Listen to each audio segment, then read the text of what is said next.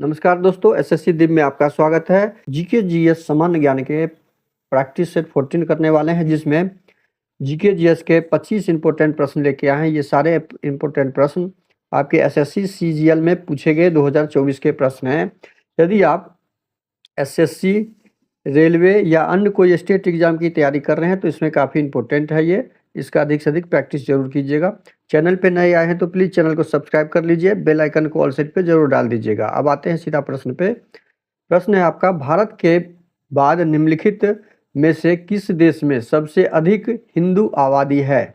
भारत के बाद सबसे अधिक हिंदू आबादी किस देश में है? भारत के अलावे तो यह नेपाल में है। कहाँ पर है? नेपाल में है। तो इस प्रश्न का सही जवाब ऑप्शन ए हो जाएगा। आपके लिए अगला प्रश्न है, कौन सा एक गंभीर संक्रामक जीवाणु से फैलने वाला संक्रमण है जो आमतौर पर नाक और गले की श्लेष्मा झिल्ली को प्रभावित करता है? यह कौन सा है?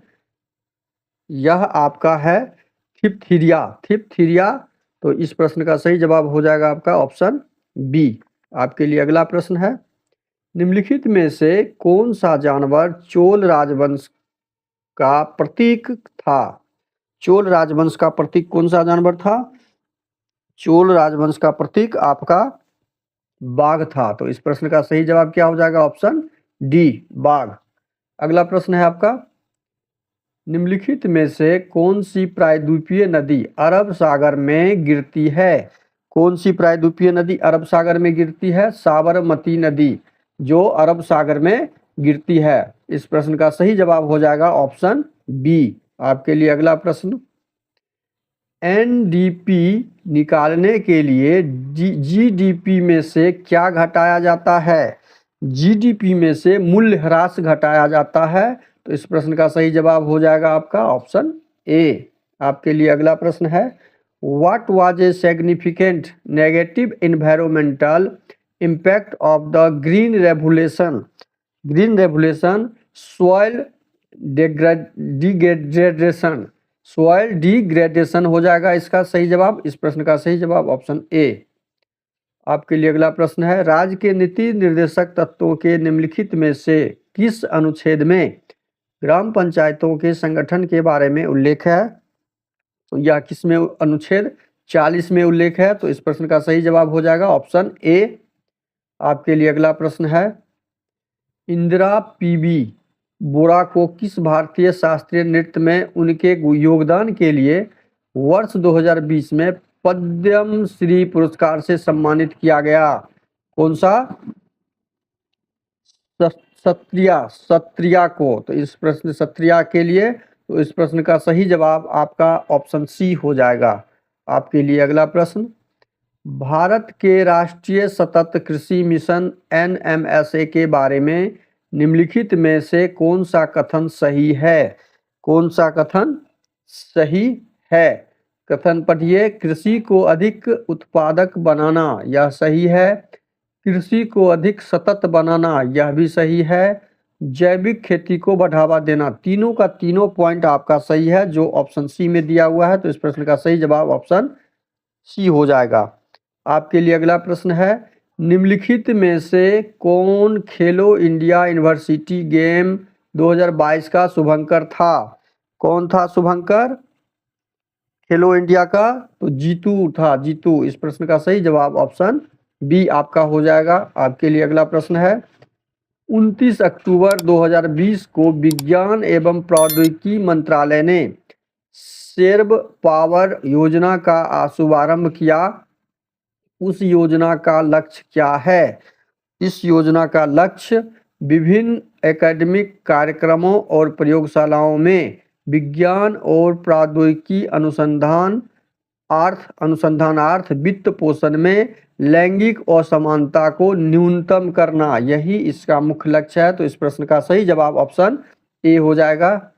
आपके लिए अगला प्रश्न है, वर्ष 2002 में डैश को महाराष्ट्र भूषण प्रदान किया गया था? किसको महाराष्ट्र भूषण प्रदान किया गया था? तो पंडित भीमसेन जोशी को। किसको? भीमसेन जोशी को। तो इस प्रश्न का सही जवाब ऑप्शन सी हो जाएगा। आपके लिए अगला प्रश्न है, निम्नलिखित में से कौन ऐसा सरोद वादक है जिसे सरोद सम्राट के नाम से जाना जाता है? सरोद सम्राट के नाम से जाना जाता है उस्ताद अजमत अली खान बंगस को। तो इस प्रश्न का सही जवाब ऑप्शन बी हो जाएगा। आपके लिए अगला प्रश्न है, निम्नलिखित में से कौन सी हैलोजन गैस नहीं है? हैलोजन गैस हीलियम नहीं है, हीलियम हैलोजन गैस नहीं है। तो इस प्रश्न का सही जवाब क्या हो जाएगा आपका? Option A.